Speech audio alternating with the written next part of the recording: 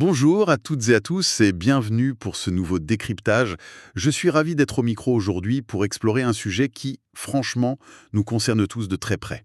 Bonjour, et je suis ravie d'être à tes côtés pour cette analyse qui promet d'être assez intense et révélatrice. Complètement. Alors pour commencer, imaginons une scène très précise. C'est la fin de la journée. La fameuse fin de journée. Exactement. Un professionnel rentre chez lui. Il pose ses clés sur le petit meuble de l'entrée et il s'effondre littéralement sur le canapé du salon. Avec le grand soupir qui l'accompagne, on le visualise très bien. C'est ça, le long soupir. Il est totalement vidé, épuisé jusqu'à l'os. Mais en fait, le détail le plus fascinant dans cette histoire, ce n'est pas la charge de travail. Non, c'est pas le nombre de dossiers traités. Ben non, cette fatigue écrasante ne vient absolument pas d'un projet trop complexe à rendre pour le lendemain. Elle vient d'un effort titanesque qui est invisible mais constant. L'effort d'avoir joué un rôle de composition depuis la première sonnerie du réveil. Le fait d'avoir porté un masque. Un masque de perfection absolue en permanence, oui. Avoir hoché la tête en réunion pour faire semblant de comprendre un acronyme totalement obscur. Ouais, on l'a tous fait ça. Avoir caché une toute petite erreur à son équipe ou avoir affiché un sourire imperturbable pour faire croire au reste du monde que tout est sous contrôle. Et cette comédie perpétuelle draine une quantité d'énergie folle au quotidien. Maintenir une façade sans la moindre fissure, c'est vraiment l'une des activités cognitives les plus lourdes que notre cerveau puisse s'infliger. Et c'est exactement là que se trouve notre grand paradoxe du jour, notre fameux cliffhanger de cette session. Et si toute cette énergie monumentale, dépensée à paraître infaillible, c'était très exactement ce qui détruisait toute chance de réussite authentique? C'est le renversement total de la situation. Et s'il existait une sorte de cheat code, tu sais, un code de triche secret, qui va à l'encontre de tout ce que la société nous a toujours enseigné? Une méthode pour devenir littéralement magnétique, simplement en révélant ses propres failles au grand jour. C'est l'art d'utiliser ce qu'on considère habituellement comme une faiblesse un peu honteuse pour en fait en faire un levier de puissance inestimable. C'est très contre-intuitif, mais d'une efficacité redoutable. C'est très précisément la mission de notre décryptage aujourd'hui. Nous allons nous plonger dans une source absolument captivante. Il s'agit de la 59e édition de la newsletter Success Mindset Goals, ta dose de boost hebdo. Une newsletter brillamment rédigée par Romuald Tranchot. Tout à fait. L'objectif de cette longue analyse est limpide. On veut comprendre en profondeur pourquoi ce masque parfait nous rend en réalité totalement invisibles aux yeux des autres. Et comment la stratégie de révéler ses failles intelligemment peut tout transformer. C'est un changement de paradigme complet. Et d'ailleurs, avant même de rentrer dans le vif du sujet, pour quiconque souhaite cultiver cet état d'esprit au quotidien, il y a une action immédiate à entreprendre. Il est vivement conseillé de rejoindre le club Success Mindset Goals. Oui, les ressources qui y sont proposées sont vraiment précieuses. Et c'est une démarche totalement gratuite.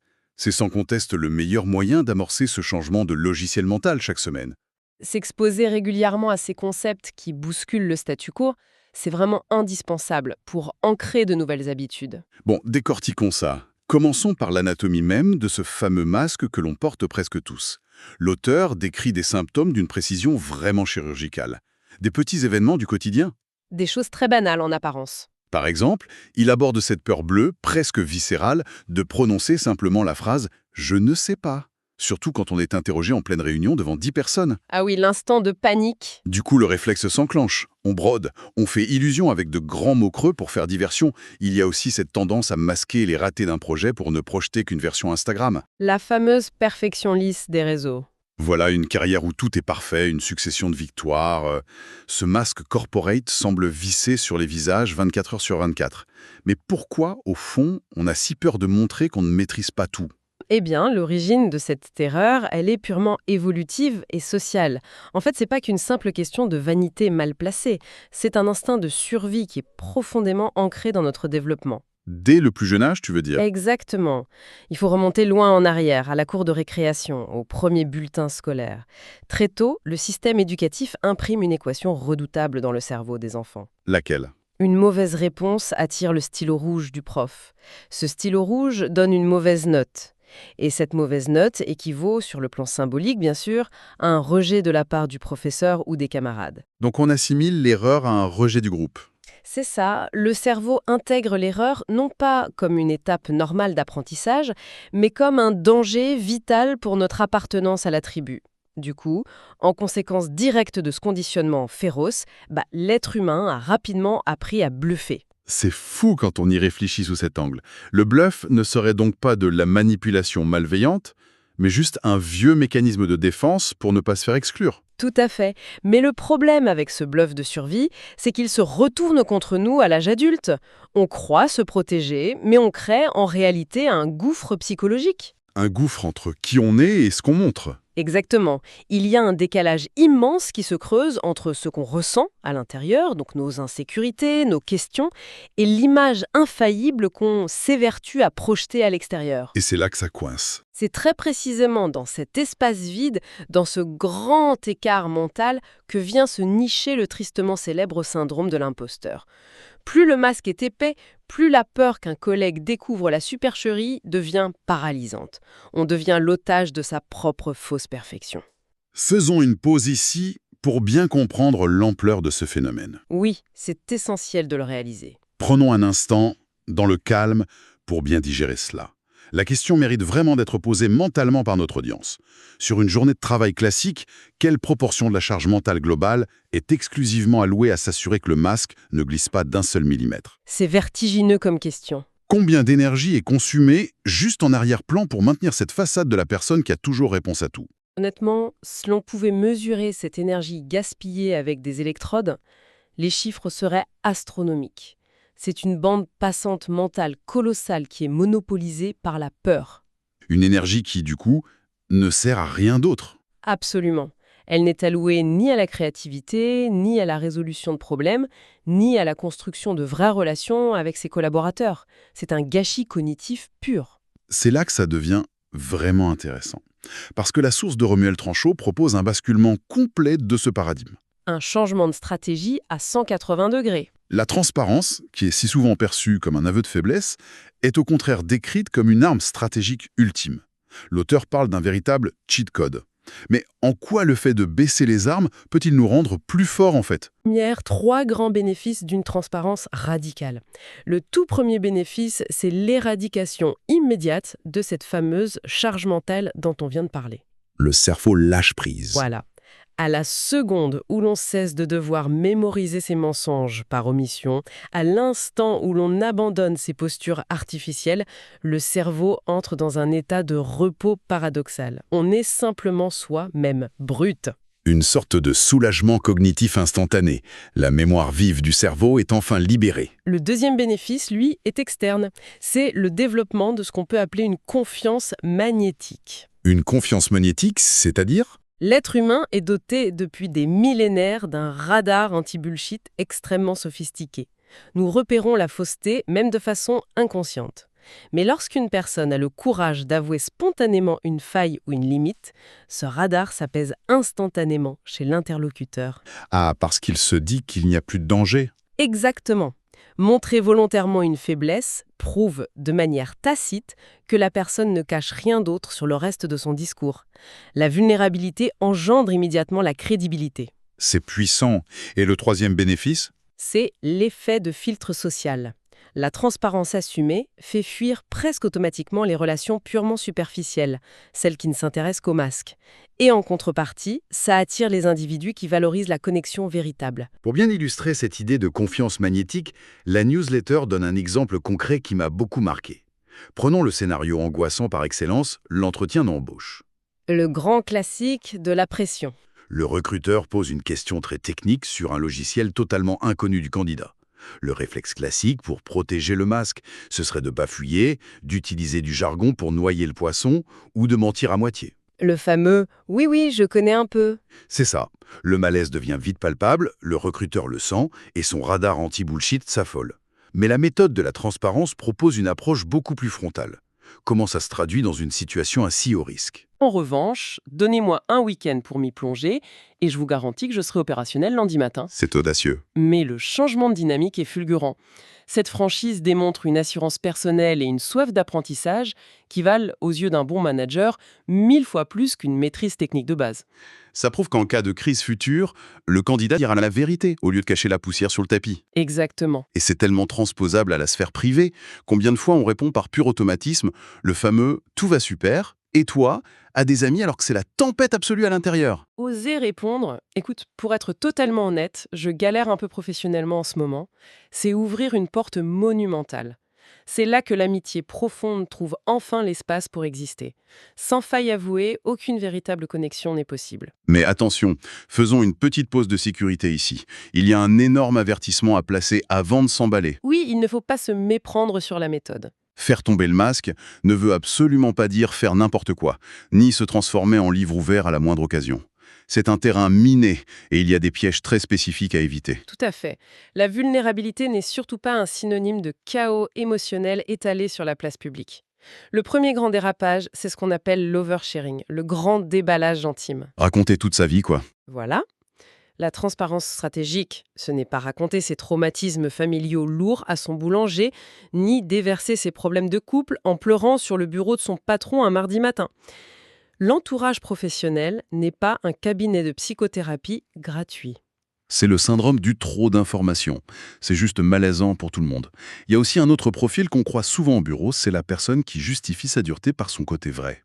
Ça, c'est le deuxième piège, la franchise agressive. Ah oui, les fameux sans filtre. C'est l'attitude typique de la personne qui dit avec fierté « Moi, je suis vrai, je dis les choses comme je les pense », pour justifier en réalité un comportement profondément rustre et un manque total d'empathie. Détruire le travail de quelqu'un sous couvert de transparence, c'est juste de l'agressivité déguisée. La véritable honnêteté nécessite un tact immense. Et le troisième piège me semble être le mal du siècle sur les réseaux professionnels, le fameux syndrome LinkedIn. La vulnérabilité calculée. C'est le fait de prendre une anecdote triviale, genre renverser son café le matin, et de la dramatiser à l'extrême pour mimer une fausse galère. Avec les paragraphes larmoyants sur la résilience. Exactement. Dans l'unique but cynique de générer des likes. Cette fausse authenticité est détectée très rapidement aujourd'hui, et c'est infiniment plus destructeur pour la réputation que le masque lui-même. C'est tellement vrai. D'ailleurs, l'auteur donne une règle d'or assez géniale pour naviguer entre ces pièges. Une simple question à se poser mentalement avant de parler. Est-ce que le fait de partager cette information apporte de la valeur à l'échange ou construit de la confiance? Ou bien est-ce que je fais ça juste pour me faire plaindre ou attirer l'attention? C'est un filtre impitoyable mais parfait. Ce qui est fascinant ici, c'est la mécanique de mise en œuvre. La newsletter de Romuald Tranchot ne se limite pas à de belles théories. Elle fournit un vrai plan d'action en 5 étapes. Allons-y, parcourons ces 5 étapes en détail. La première étape, c'est le scan des mensonges. Par où on commence concrètement? C'est un travail d'inventaire clinique. Il s'agit d'observer au cours de sa semaine dans quelle situation exacte le réflexe de faire semblant s'active. Le pouce s'accélère pendant les réunions, on s'invente une vie trépidante lors des dîners. Il faut identifier ses propres déclencheurs. D'accord, on repère nos zones de bluff.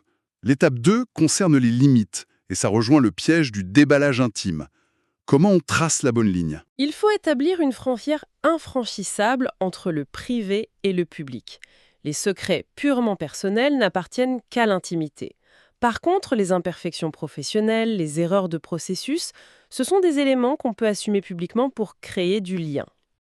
L'étape 3 m'a particulièrement interpellé.